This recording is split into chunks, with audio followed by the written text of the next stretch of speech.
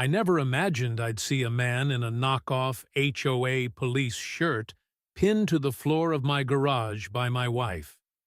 But when he stormed into our home uninvited, yelling about supposed violations, he found out the hard way that violating someone's space has consequences.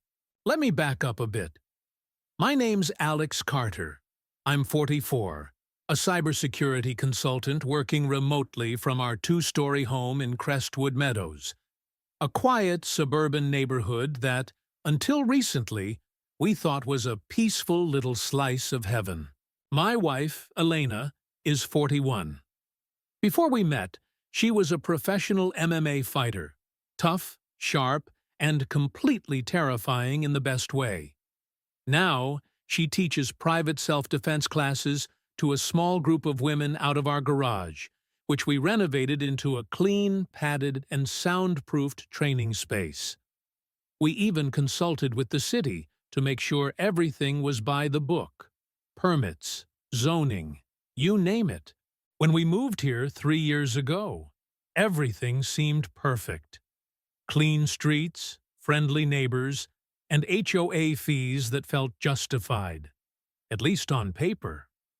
Elena kept her training sessions quiet and controlled. Our neighbors loved her, and some even signed up for her classes. Then came the HOA elections. That's when Grant Dunning appeared.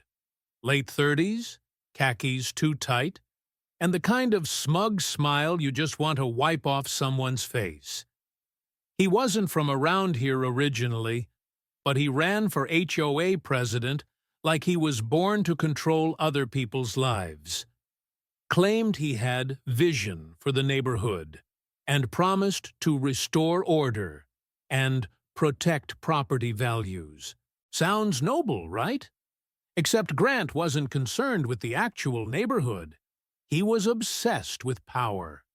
And unfortunately, he won the HOA election by default, because barely anyone showed up to vote. Within weeks, the community newsletter went from cheerful garden tips to intimidating policy memos. Grant began walking the neighborhood with a clipboard, taking notes like he was conducting FBI surveillance. Then he found out about Elena's garage classes. "I've heard you're running some sort of underground fight ring," he chuckled one day, standing at our front door. It was a joke, but the way he eyed my wife's arms said he wasn't kidding. Elena calmly explained that she had city permits, HOA approval from the previous board, and had never once received a complaint. He smirked. "Well, those approvals are outdated. We're reassessing all prior exceptions. Standards matter." That was the first red flag. Within a week, we received a formal violation notice, bold letters, visible non-compliant equipment. Apparently, the punching bag that was barely visible through our garage window was a danger to the visual integrity of the neighborhood. We installed blinds, thinking that would be the end of it. It wasn't. Next came a citation for unauthorized commercial activity. Grant had dug up an obscure HOA bylaw from 2004 and claimed Elena's business violated it. We responded with documentation, permits, letters, and the prior board's approval. The very next day, Grant showed up at our door unannounced. Again. "I'll need to personally inspect the area," he said, already stepping toward the garage. Elena stopped him cold. "You're not authorized to enter my home." His smile dropped. "Perhaps we could talk about this over dinner sometime," he offered, clearly forgetting I was standing right there. Elena crossed her arms. "I prefer to keep things professional, Mr. Dunning." That was when things turned dark. Really dark. Suddenly, anonymous complaints started rolling in about noise, traffic, disturbances.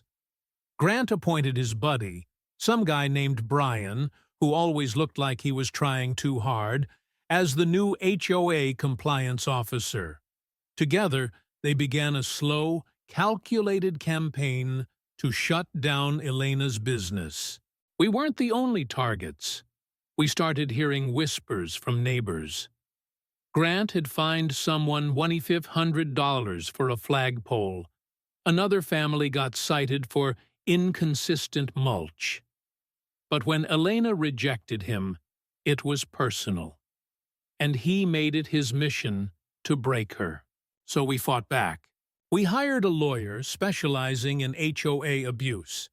She reviewed our documents and said what we already suspected. Grant didn't have a legal leg to stand on. We called a city inspector who evaluated the garage. He measured sound levels, zoning compliance, and reviewed all permits. He laughed. "You're not just compliant," he said. "You're setting the gold standard."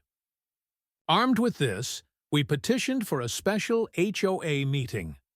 25 neighbors signed, including some who had never attended a meeting before. That night, our lawyer presented the evidence. Grant was cornered, but instead of backing off, he doubled down. And then it happened. One sunny Thursday afternoon, I was driving home from a client meeting when I got an alert on my phone from our security system. I opened the feed, and my stomach dropped. There he was, Grant, walking straight toward our house in a black polo shirt that said HOA Police. Across the back, in bold white letters, Brian was with him, wearing a matching shirt. Both had clipboards. Both looked ready for war. I called Elena, straight to voicemail. She silences her phone when she's training.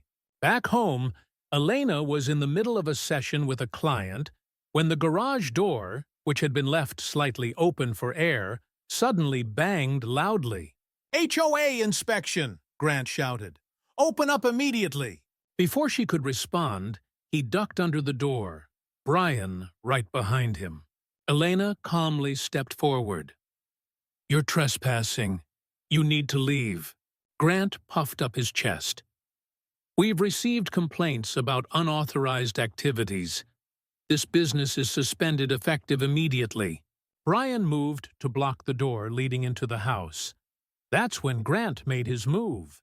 He reached out and grabbed Elena's arm. That was a mistake. In one swift motion, Elena twisted his wrist, swept his leg, and slammed him onto the mat like a rag doll. Brian rushed in, and she locked him down just as easily. Controlled, professional, precise. "Call the police," Elena told her client, who was standing frozen in shock. "Tell them 2 men entered my home illegally, and one of them assaulted me." When I got home, there were already 2 squad cars out front. I walked up just as the officers entered the garage. What they saw was the stuff of legend. Elena, standing calmly. Grant and Brian on the floor, red-faced and humiliated, wearing shirts that screamed fake authority. "They broke into our home," Elena explained. "And when I told them to leave, he grabbed me." The officers watched the security footage, listened to everyone's statements, and made their decision. Grant and Brian were arrested on the spot, charged with criminal trespassing, simple assault, and, eventually, impersonating law enforcement. But that wasn't the end. During the investigation, we learned that Grant had been keeping a watch list of homeowners he considered non-compliant. He had files on us, photos of Elena getting the mail, timelines of our guests, even printouts of her daily schedule.